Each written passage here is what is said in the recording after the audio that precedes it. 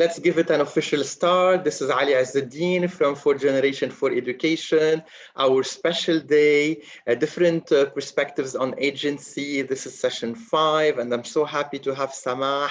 Samah is in Lebanon, and she will be sharing with us agency through culture of thinking in early years. So in that chat, feel free to introduce who you are, where are you watching from, choose to all panelists and attendees, because we will have a lot of moments for you to reflect, and I would like from everyone to see your reflections. And then if you have any question for Samah, feel free, put it in the Q&A. And Samah, you have people watching from Spain, from Lebanon, from Jordan, from the UAE, from Egypt, from India. So busy day.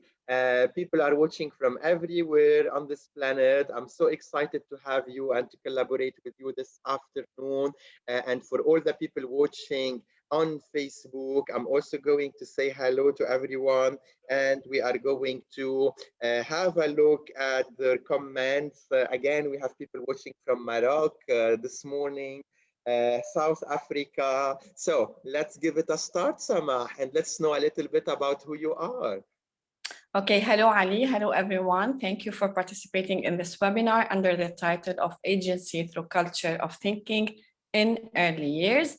Let me start by introducing myself. I'm Samah Abou Ghazal. I'm Palestinian and I'm born in Lebanon. I have 17 years of experience in early childhood education. I'm currently an early years homeroom teacher. I teach ages 4 and 5. I'm also a grade level leader, and down below you can check my email. So when I was planning this webinar, I kept having in mind those thoughts. What do teachers need to see, and what do teachers need to know about culture of thinking, how we can find agency within this culture? So let's start by some guiding questions that will lead our discussion today. We will start with defining what is culture of thinking, and then we will tackle how do we raise this culture of thinking by looking at different practices and different strategies that we can use in our own classroom in order to promote this kind of culture. And then we will also be seeing and looking at how the connection between culture of thinking and agency is there. We will not tackle agency on its own because the webinar is about agency within this culture. And at the end, I will leave you with food for thought and some personal reflections. I'm sure many people are waiting to unpack these questions with you, Samah. So let's give it an official start and check what do we have for this afternoon and for this webinar with you. Okay, thank you, Ali. So let's start by reading this quote. Education is not learning of facts, but it is the training of the mind to think. And this quote is for Albert Einstein. In the chat box, as Ali said, what does culture of thinking mean to you?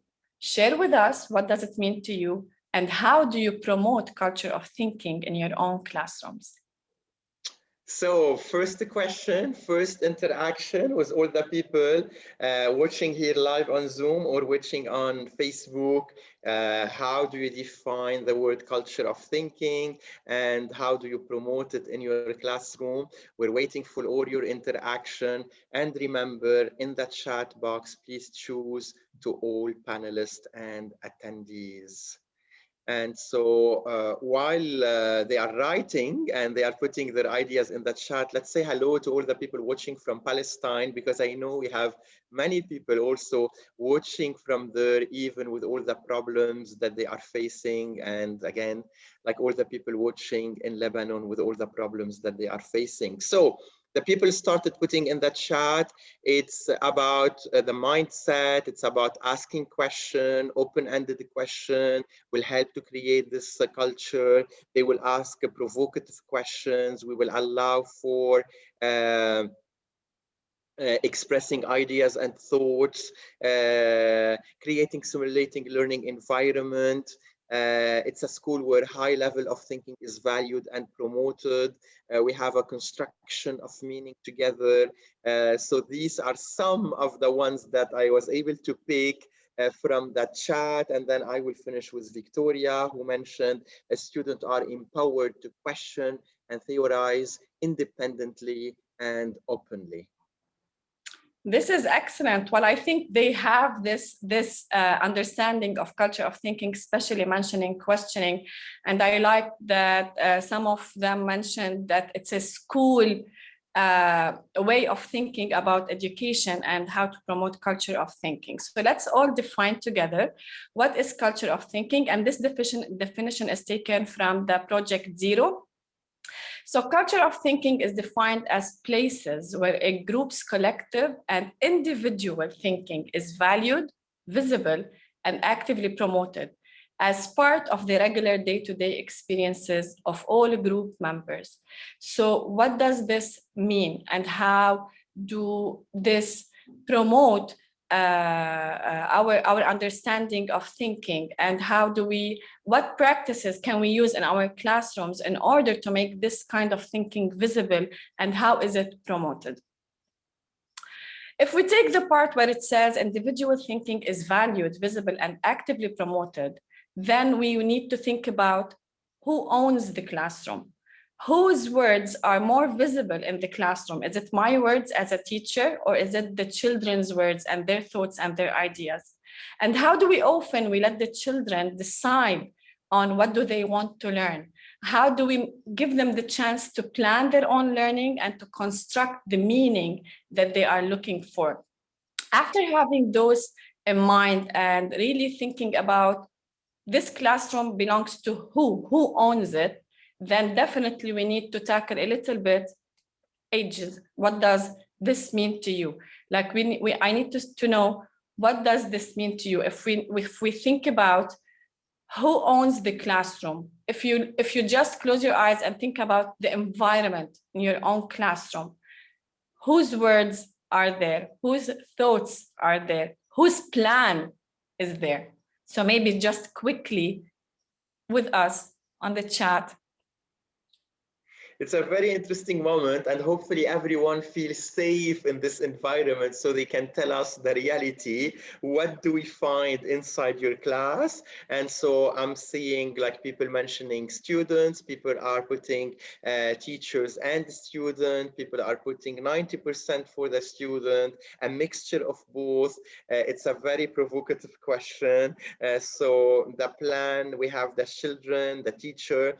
Many of you are just sending the answers for me and Samah only. So remember, if you choose all panelists and attendees, everyone will be able to read these. Hiyam is adding the whole idea of the learning process. We can see it here.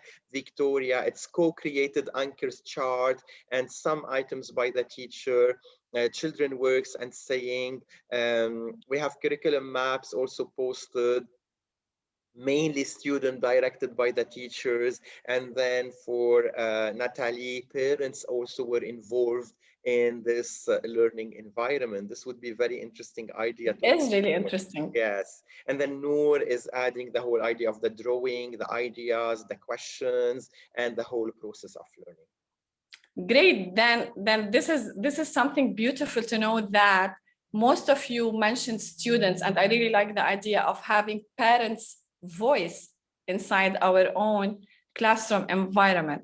So this will lead us to talk a little bit about agency and define it very quickly, because I am so sure that most of you know by now what is agency. So we've been talking about it since exactly all day long. I was telling this to Ali before just starting the webinar, like the whole day is agentic. So what is the definition of agency? Learner's agency is the capability of individual human being to make choices and to act on these choices in a way that makes a difference in their living, which means that when you believe in this, you will be turning your learners from passive learners into active learners, where they have the choice, the voice, and the ownership. I would like you to really look carefully at those icons for the voice, choice, and ownership. For the voice, we all know that we keep asking ourselves, how can we support students' voice in the classroom, and how we can make them feel that their thoughts are valued, and how do we pull out the leader in them? For the choices, how can you give students the choice in their learning? And I know that for a fact, as a teacher, as an educator, how much we care if we just give them the choice of what do they want to know. Am I going to lose the leading of it? Am I going to lose my planning? So I have all those thoughts in mind, and definitely who owns the learning? How can we help students to own their learning? For those three icons, I would like you to just keep them in mind for the voice, choice, and ownership, because you will be seeing them through our practices to promote culture of thinking. Now I can say that now we are starting to talk about agency through the culture of thinking. So what practices can we do, or what practices that help us promote this thinking, and where is agency in all of this? Making thinking visible as a set of practices, and this is also taken from The Power of Making Thinking Visible by Project Zero. So making thinking visible is divided into 4 practices: listening, documenting, questioning that most of you mentioned, and visible thinking routines. And in the middle, I just added the image of the child. And at the end of the webinar, we will be seeing why the image of the child is the center in all of this. If you want to define what is listening, so listening is to have the children, listening to the children in different contexts will help me shed the light on what they are interested in. Documenting, what do we document? When do we document? What do we do with the documental piece? Do I analyze it? Do I keep it there for me, for myself? Or do I share it with the students and see how they react to it? Questioning usually happens from both partners in the classroom, the teacher and the children. Teachers' questions are the key that opens up the thinking. Hence, more questions will rise from the children's side. And this is our target with questioning. The more we plan our questions, the more we really know what question to use in the right moment, then we will be able to provoke this kind of thinking. And here I'm going to just remind you of, with the ones who just watched Ali in the previous webinar, when he mentioned that how questions are really important to provoke the thinking and to provoke the learning. And at the end, we have the thinking routines that we all know about, and it's really important to know that using various thinking routines will help develop the different kinds of thinking that we want children to know. Thus, it's really important to know what type of thinking do I want the children to do and undergo in order to pick the right and perfect visible thinking routine in order to do the job for me. While we're talking about the practices of making thinking visible, I would like you to keep in mind the following. Where is agency in all of this? How is it visible to you? Are you going to see agency forced? Are you going to see it planned? Like, did I plan to have agency in this practice or in this activity or in this inquiry? Or is it part of the environment? Let's start with the first practice, which is listening. So listening to children's ideas, listening to their theories, listening to their stories will set the stage of learning journey where the children and the teacher discover and make meaning about their learning together. And this is something that one of you mentioned. It is both the teachers and the children. Listening to their hypotheses. What thoughts do they have? How can I move on after hearing this? What will I listen for and when will I listen for? What practices can I do in my own classroom that will help me just capture those quotes or sharings or ideas that they might have in their mind, and I need to hear and I need to know about. Setting different learning centers, setting different learning invitations that tackle different types of learners, giving them the choice in order to choose what center they would like to. I observe, are they going to the same center each and every time? Why they're doing this? Let me hear what they have to say about what they have in their hands and how they are tackling it. And down there, this is what you will see on each slide: the voice, the choice, and the ownership. Where do I need to stay silent? We all know that when we just, as a teacher, when I hear someone saying something, one of the children, I just go and have this kind of conversation. I want to document it. I want to write it down. But there are some moments where I just need to stay silent and hear their ideas and their thoughts. And sometimes this might lead them to talk to each other and just maybe have a debate, even if it was in early years, because they learn from each other more than they learn from us. Thus, there are some moments where I need to keep in mind, like, this is the time where I just need to listen to their ideas and just do not interfere. Thus, we need to keep in mind that it needs to be intentional. Like, you know that now I'm going to listen to their ideas, I'm going to write it down, document it, and see what can I do with it later on. It will open to differences, and you need to value what you hear. Thus, when we do all of this, listening becomes to understand and for understanding. Again, choice, voice, and ownership.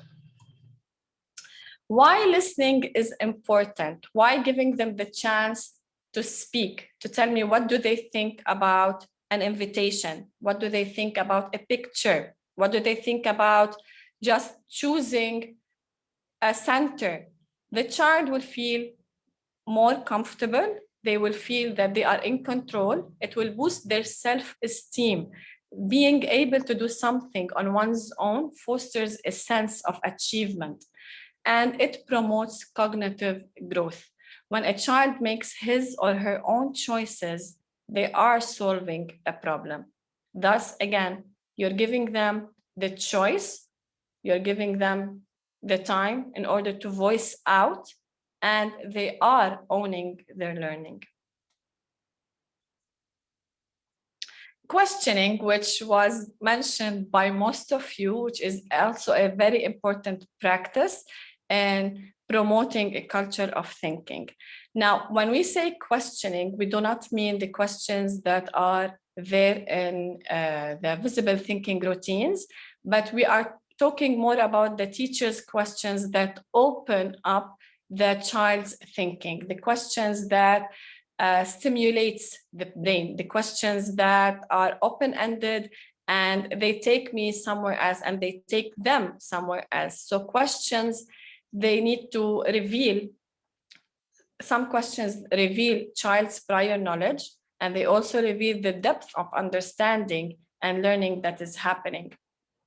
So asking question with a purpose help to set the kind of thinking that you want the children to do. Again, when we have the intention while we are asking those questions, why am I asking this question? What do I want them to know? What type of thinking I want them to undergo in order to provoke their thinking, in order to provoke their ideas and their thoughts, and be able to make connection and make meaning of what they are learning.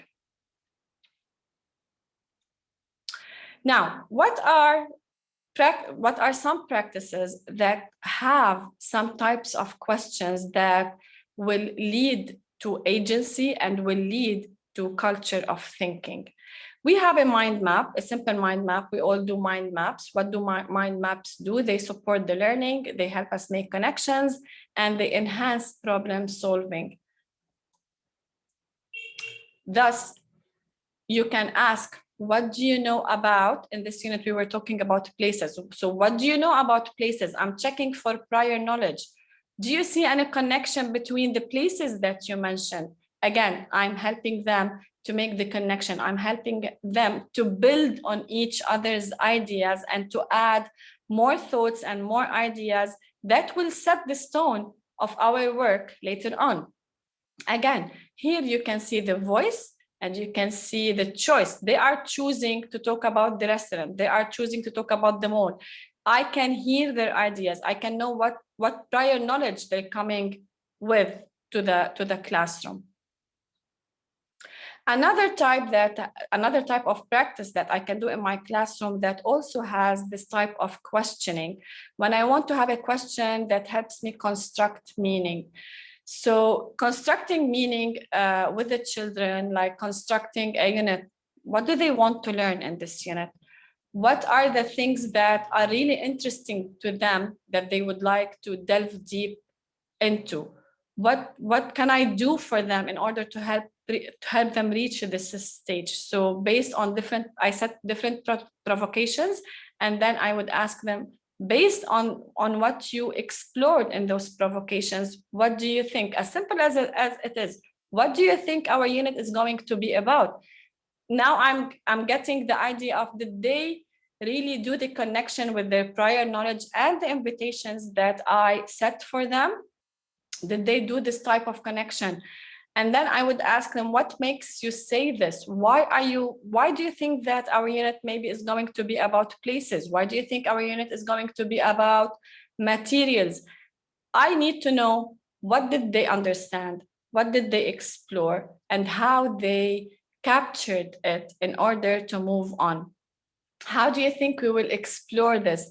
And here in this picture, you can see that the children actually, after having those practices, they were able to co-construct the unit. They mentioned, what is the unit going to be about? What do they want to do in each and every step throughout the learning journey that was about to happen?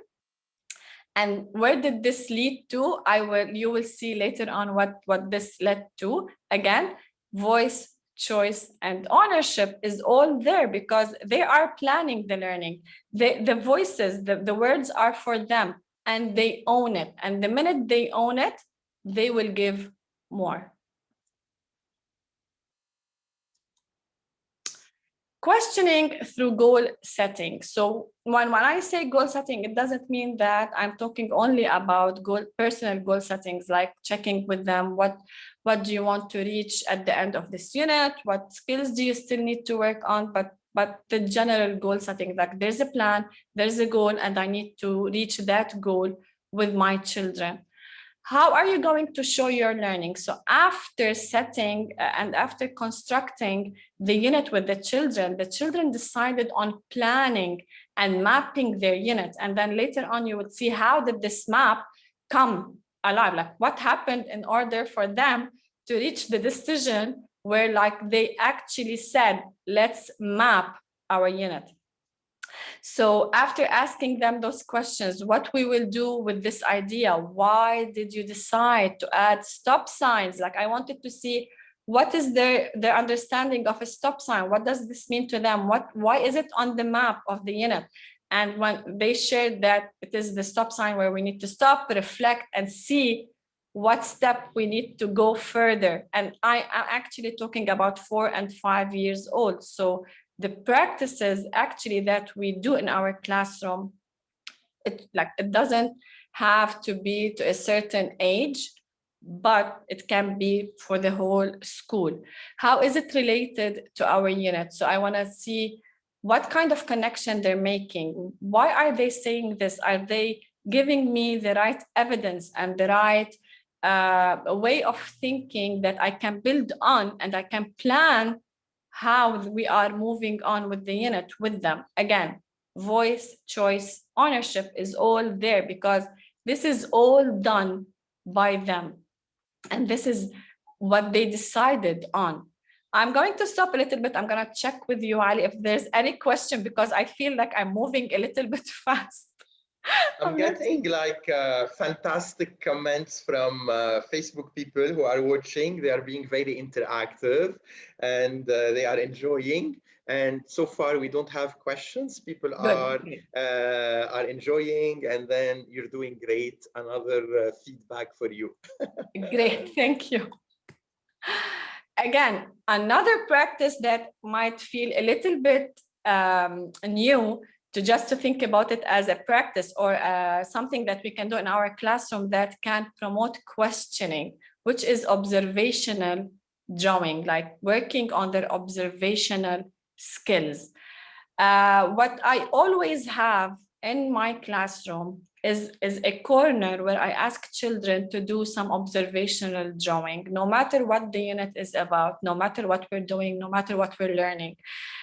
Observing skills are really important because you are helping them to look into the details of something, an object, a picture. And while you are observing and looking into the details, you are automatically thinking. You are automatically trying to say, I saw this before somewhere when I went with my parents to I don't know where. So you're doing this kind of connection. You're bringing what is inside the classroom into your real life. You're making this connection between the classroom inside and your life at home with your parents, with your friends. Maybe even if you did not see it before, you try to figure out what does it remind you of. So the questions that we as teachers use while doing this kind of work with the children would be, what does it look like? Does it remind you of another shape, another form? Does it remind you of an object that we explored before? You can also say, I can see that you added curved lines. Can you explain why? You're asking a child to explain, to give you evidence, to interpret his work. This is all about thinking, and yet it is all about him. This is how he saw the eye. If you see at the first picture, his first trial was a circular eye because this is what he knows about eyes. They are circular. He watches them on cartoon. This is his way of understanding his eye. And then if you see his picture, he's having a mirror in hand later on because we started with a bigger mirror and then I gave him one for him just to look more into the details of his eye. And the second drawing, the oval shaped eye, is for the same boy. So it's really important when you work on observational skills is that you give it time. You ask them those questions and then you set them again to work according to what evidence did he give you. He said, my eye is oval. And I was like, but you drew a circular eye. How can you do this again? How can you show me your oval eye? How can you draw this and show me what you just explained? Again, I'm asking the child to do more observations, to look into the details more, to have those inner thoughts in mind and then put them on paper. And this is not something that is easy, but it is enjoyable. Okay, so we reach our the third part in practices of culture of thinking, which is documenting. We all talk about documentation. We all talk about that we need to keep in mind that we need to document the learning journey of the children. But what is really documenting? Is it only capturing a picture of the child doing something and then put it in his portfolio and that's it? Is it a picture that I take it and I just hang it on the wall of my classroom and that's it? Or is it something that I need to build on? Is it something that I need to use and let the child see that this is a moment that I captured and it's a learning moment and then build on this moment? So what is documenting based to a guide to documenting learning? Documenting learning is a process that makes thinking and learning processes visible, meaningful, shareable, and amplified. It facilitates student-driven learning, helping students reflect on and articulate their own processes.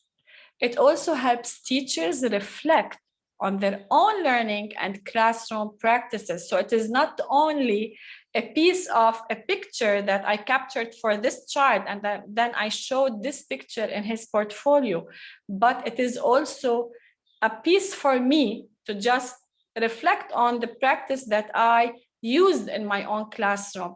Did this work? It didn't work. Should I have changed it? Should I have used another type of material? I did not expect this to happen, so I'm moving on with another plan.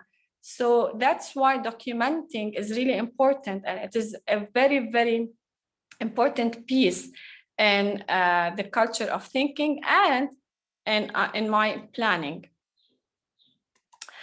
So now with documenting, I'm gonna take you a journey with one picture and how did this picture lead to a whole different thing than what we had in mind as teachers.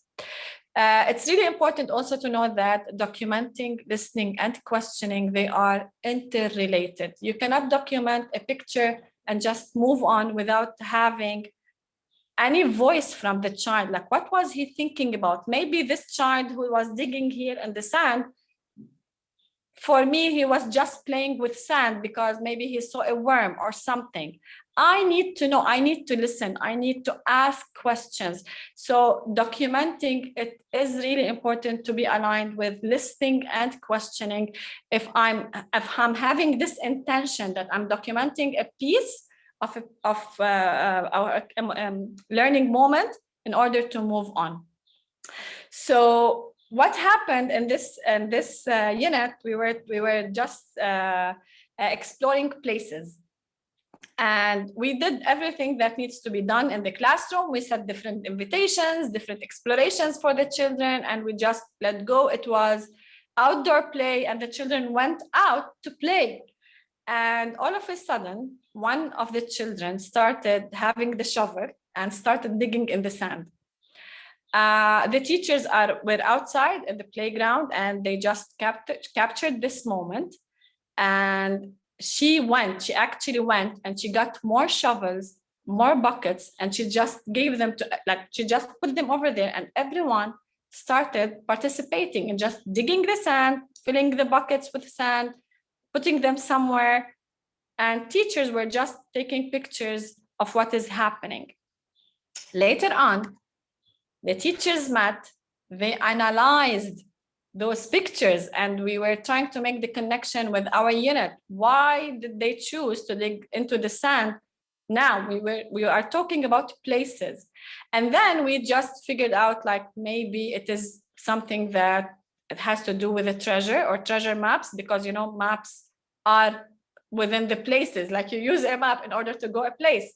And then the next day, the teachers, we just printed out some different maps, treasure maps, and a map for our school, like how to move on with the area, in the area. And we just gave them the maps during outdoor play. So if you just look at the pictures, you can see how they're holding the maps, and they were actually really interested in just following the path that is on the map. And they really started talking about treasure hunt. They thought that there's treasure in the school, and they want to go hunt for this treasure following this map. Which led the teachers to, and this is about scaffolding, what was happening inside our classrooms and in the different centers. We just placed different maps in different centers. In the construction center, there was a map for buildings, and another center, there's also a map for, like, you know how you go with the treasure maps and you have the dots, the X, the signs, the symbols. It was all there. And then the children started getting papers and drawing different maps. This child just sat down and he was starting to draw a map for the classroom. Like, he wanted to tell his mom how to move between the centers in the classroom. The other child was drawing the map of his house. How can I go and visit his house if I don't know where does he live? So he started just drawing the map for his house. And then again, agency is all there. It is their work, their voice, and they really own it, and they are moving on with what they want to learn more. We added to the centers different materials, like they started doing maps with the wooden blocks. They started doing maps with the track that we have over there. And it was part of the unit automatically, like no matter how we tried to just, maybe it slipped out of my mind, they would talk about maps and how are we using maps, what are maps? And we just kept adding more items, more materials, until we decided to go on a field trip. And when deciding to go on a field trip, they actually asked for a Google map, because this is what they hear when they are in the car with their parents. They use Google Maps in order to reach somewhere. So we printed out maps to the location that we were going to, and they were actually holding the maps, trying to read and see the signs on the streets. Where are we now? Did we reach our destination or not yet?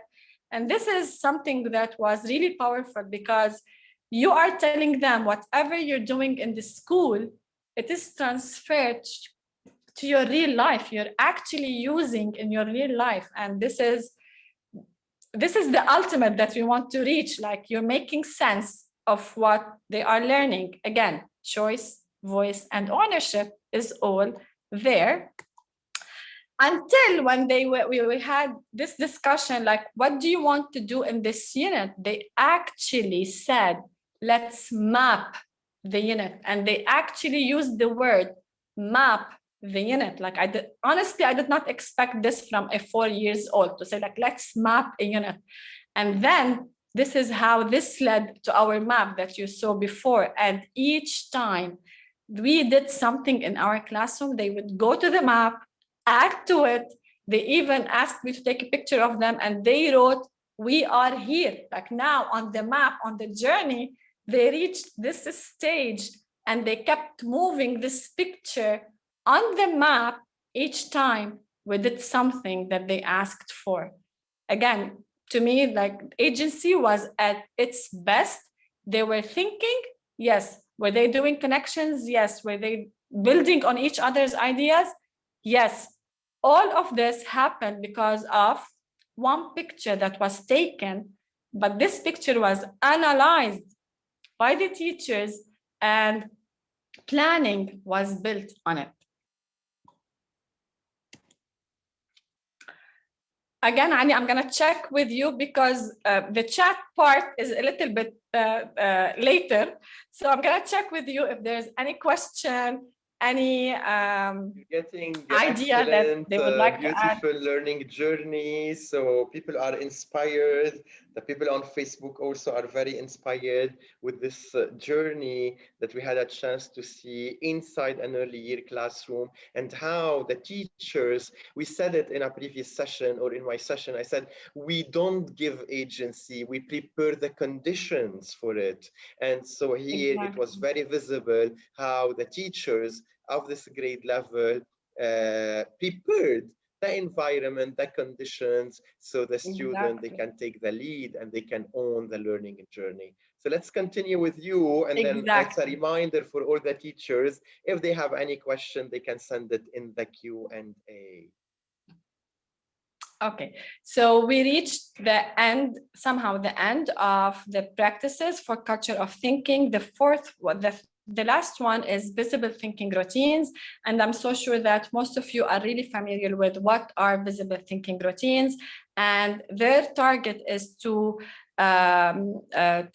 promote deeper understanding of the content. It helps students understand how they think and how they learn.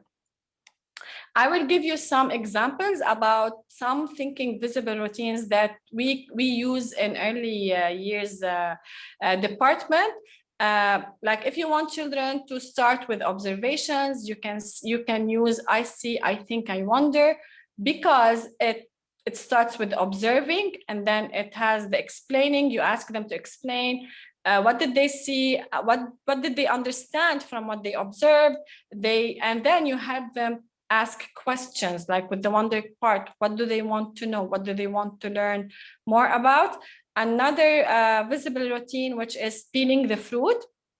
And I really want to mention here that those visible routines can be used during the online sessions, because I know that sometimes we think that, oh my God, we're not in the school, we're still on with the online sessions, but those can be used in our online teaching. Peeling the fruit will help me scaffold the thinking. And I really want to stress on the idea. It's really important for me as a teacher to know what type of thinking I want the children to do in order to choose the proper visible thinking routine to do this job. I'm asking children to uncover complexity. I don't want to use I see, I think, I wonder, but I want to think about a visible routine like peeling the fruit in order to uncover the complexity, to help them go deeper and to make meaning at the end.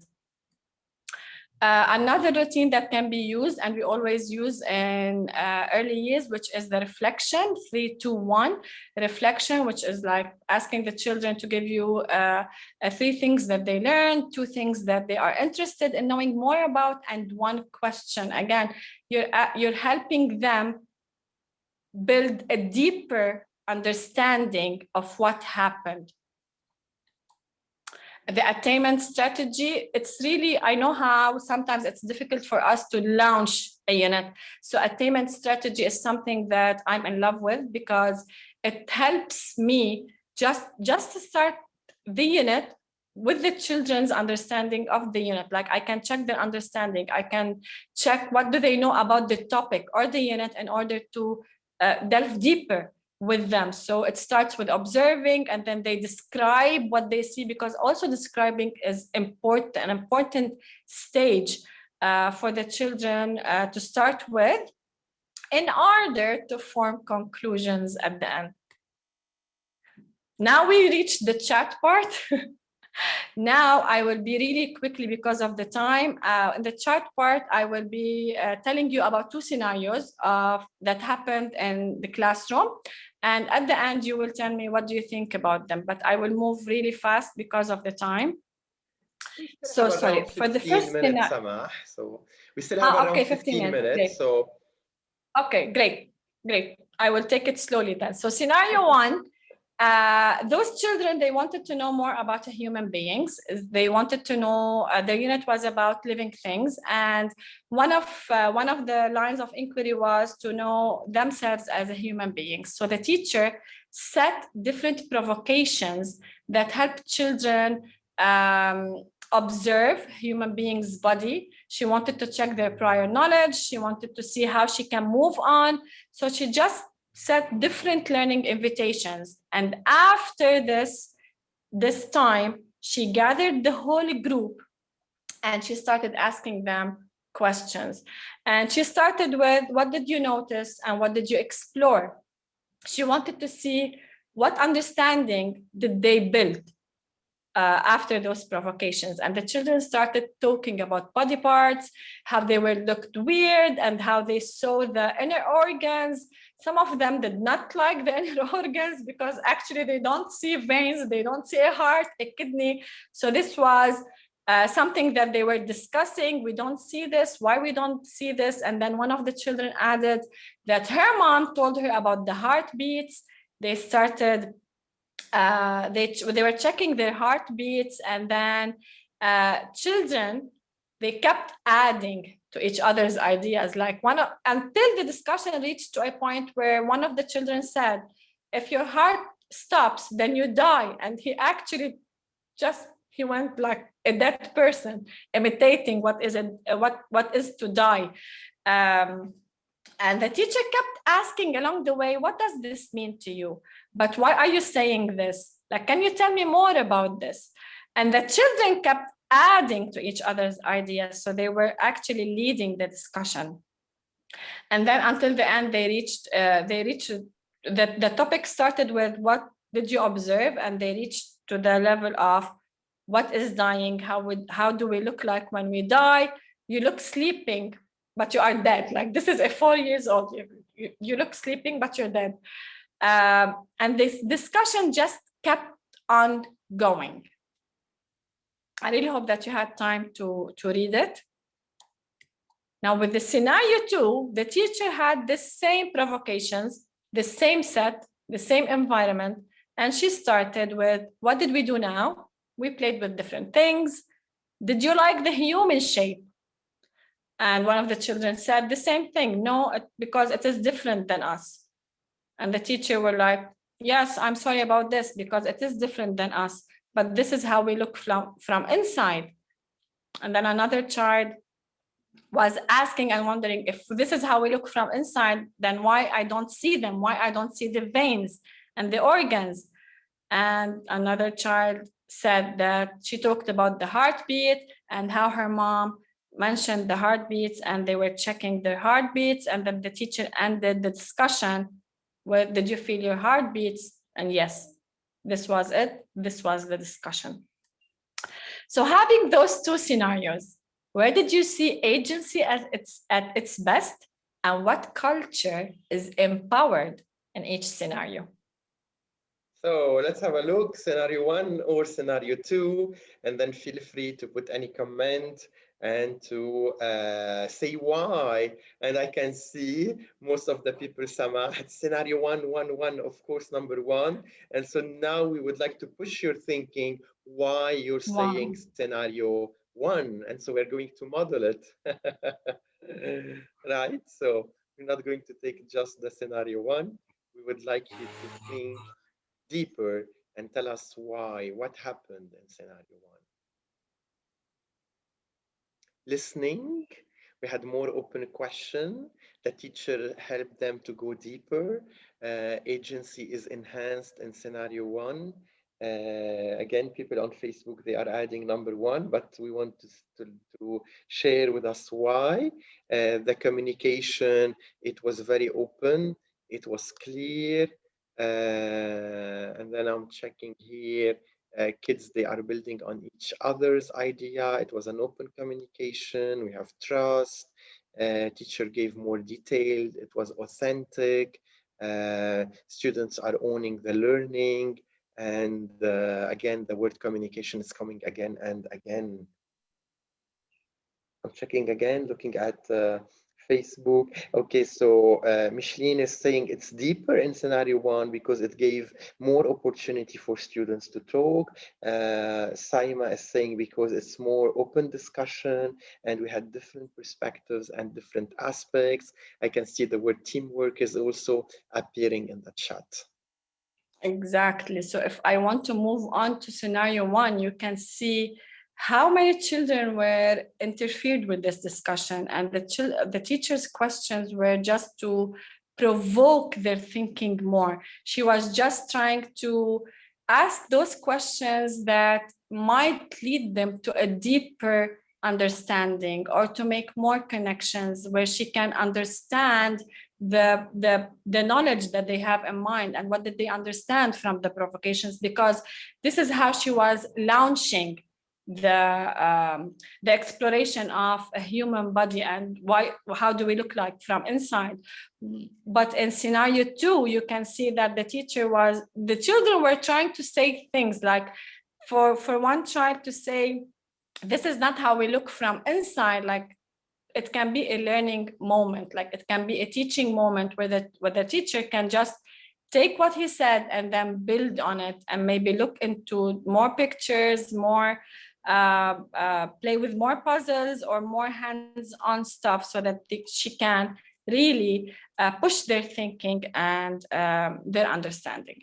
Now, at the end of our webinar, I mentioned first that those practices are taken from Project Zero: listening, questioning, documenting, and visible thinking routines. Following them will help me raise a culture of thinking, but then I added in the middle of them, in the middle of the whole circle, the image of the child.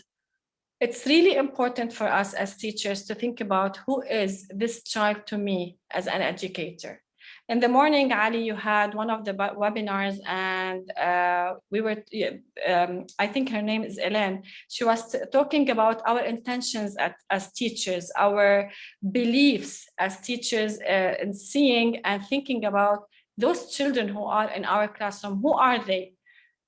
Do they have this potential? Are they capable of doing this deep thinking, this metacognition, if you want, level of thinking. What are their potentials? Are they competent? Who are they to me? And then this will help me set any culture I believe in my own classroom. So basically, if I'm one of the teachers who think and believe in thinking culture, then listening, documenting, questioning, and using visible thinking routines are there in my classroom without being forced. And then automatically from this culture, I will get the voice, the choice, and the ownership. So it's really important to know who is the child to me. And then after this, I can move on with my teaching practices. Food for thought, learning as sequence of thinking. Any lesson, good or bad, any curriculum, good or bad, any unit, good or bad, will sink or float. It sinks or floats based on the culture of the classroom.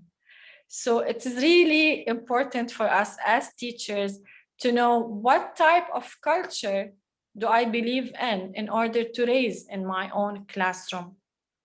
And then at the end, I will leave you with what practice or practices do you think you need to further elaborate to be able to raise agentic learners? Because as Ali said, they are born agentic. It's us who decide to empower this or to just stop it. And what learning culture is visible in your classroom?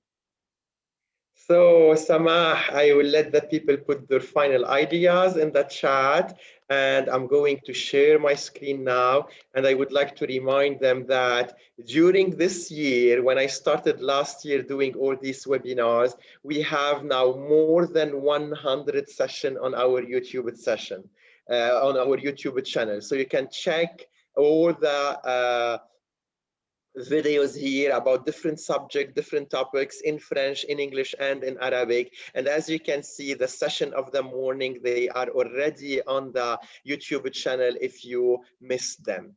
For today, if you still have the energy and you've been here since the morning, I know some people, they've been watching since the morning. Let me remind you that we have an event, a paid event about learning that transfer. If you would like to wrap up your year with a professional development opportunity, Julie, Kyla, and Julia, they are sharing with us how you can design a curriculum for the changing world. And this is happening in 2 weeks from now. And then for this afternoon, 2 more sessions. One from Mark Ryan, and Mark is an art teacher. He's the head of art department at his school, and he's going to share about his experience. So you can come and enjoy his session if you like art, and even if you are not an artist. And then we will wrap up the day with the last session, becoming agentic educators. So feel free to come, invite others, spread the word. I'm going to take a break in July, but we are going to be back in August with a special day. Welcome back to school. So stay tuned, and we're waiting to see you. Samah, any final word? We're getting a lot of thank you in the chat, and it was very inspiring. So I give you the last word, and then we are going to wrap it up. I will be meeting everyone in 15 minutes if you still have time to start another webinar with Mike. I just want to say thank you, Ali, for this day. And again, I'll say it to you in front of everyone, like what a day. Because if you just combine all the webinars together, then you would be really looking into a very, very deep understanding of what is agency and different perspectives and different ideas, ways. So thank you so much. Thank you, everyone. That's why the day had a title, Agency, Different Perspective, and we are exploring it from all these perspectives. Thank you, everyone, and bye-bye. Bye-bye.